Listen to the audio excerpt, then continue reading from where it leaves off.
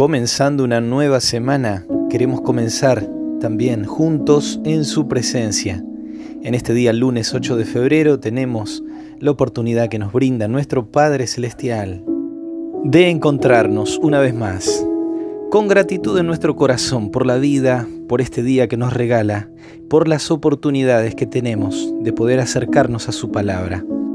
Y una vez más quiero agradecer a todos aquellos amigos y amigas que a través de las diferentes redes sociales no solamente reciben estos mensajes, sino también lo pueden compartir con otras personas. Y es mi oración y deseo que nuestro amado Señor pueda estar hablando a cada corazón.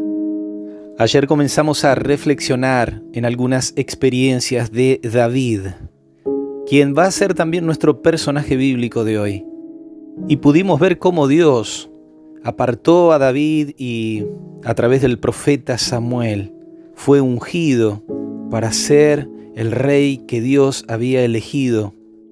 También ayer comentamos de que David era una persona resuelta, una persona decidida.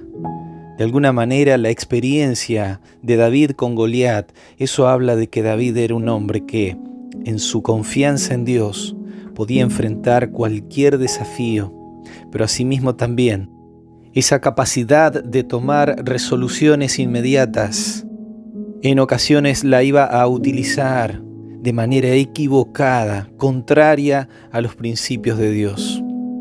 Después de la victoria de David sobre Goliat, la fama, la popularidad de David en Israel había acrecentado, y eso trajo celos a Saúl, que ya no moraba en él el Espíritu de Dios, y esos celos lo llevaron a perseguir en ocasiones a David, inclusive a querer matarlo, a lo cual David en situaciones como esas tuvo que huir.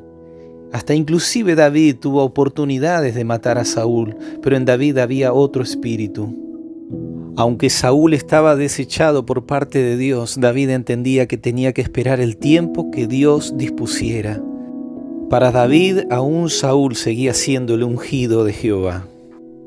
Llegó nuevamente la ocasión en que Israel tenía que confrontar a los filisteos, y en esa batalla muere Saúl.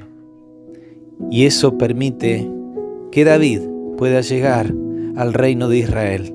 Todas estas historias y estos relatos están en el libro Primera de Samuel, desde el capítulo 17 en adelante. David empieza a luchar sus batallas.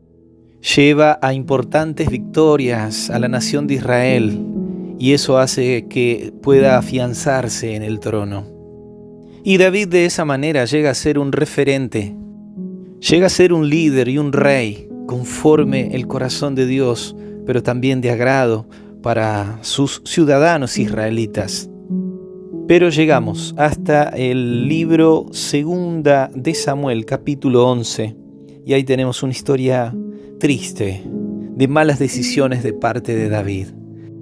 Se nos dice desde el versículo 1 que en el tiempo que salen los reyes a la guerra, David se quedó en su palacio, y estando quizás en algún momento del día, en algún momento de ociosidad, desde su terrado ve una mujer que se está bañando. En el versículo 3 hace las averiguaciones necesarias para saber de quién se trata. Y aunque la información que se le refiere es que es una mujer casada con uno de sus generales que está allí en la batalla, en el versículo 4 pide que la traigan delante de él. Y la historia que ya conocemos es que David tiene relaciones con Betsabé, la cual queda embarazada. David pretende ocultar ese embarazo mediante engaños, haciendo venir a Urías, para que estando algunos días en Israel se pueda encontrar con su esposa y que las personas pudieran entender o creer de que realmente el embarazo era de Urías y no de David, lo cual no pasó, lo cual Urías se negó a estar con su esposa entendiendo de que sus compatriotas estaban en la batalla. Y David, haciendo que Urías vuelva nuevamente a la batalla, hace que sea puesto en el mismo frente de la pelea, en lo más recio de la lucha, para que lo dejen desprotegido y Urías sea muerto por sus enemigos. Y ya habiendo llegado la noticia de la muerte de Urías, Betsabé hace duelo por él, pero después David va y la toma por esposa. En el capítulo 12, a través del profeta Natán, Dios le hace saber el desagrado por el pecado o por los pecados de parte de David: adulterio, asesinato, engaño. Y con esta historia podemos ver cuán bajo puede caer el ser humano. Y aquel que fue tan fuerte en la fe para enfrentar al gigante, llegó a ser tan débil para caer en lo más despreciable del pecado. Pero la maravilla del perdón estaba ofrecida para David. David reconoció que había pecado contra Dios, más allá de las consecuencias de sus faltas, de sus engaños, que llevaron inclusive hasta la muerte de un hombre justo. No obstante, entendió que su pecado había herido y había quebrantado su relación con Dios. La responsabilidad de David era la de reconocer sus pecados, sus faltas, sus transgresiones. Y Dios tomaba la responsabilidad de redimir el pecado de David, de restaurarlo y de crear en él una nueva persona, de obrar en él una nueva transformación. El Salmo 51 justamente es el salmo que expresa la experiencia del arrepentimiento de David en relación a estos pecados. Y es en el versículo 3 donde David dice que reconoce sus pecados, sus rebeliones, y pide a Dios que lo lave, que lo limpie, que lo purifique.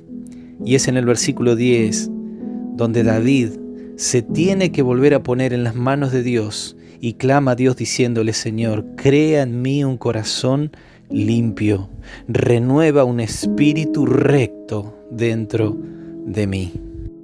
Mi querido amigo y amiga, quizás has caído, quizás te has equivocado, te has rebelado delante de Dios y piensas que tu pecado ya no te permite estar en su presencia.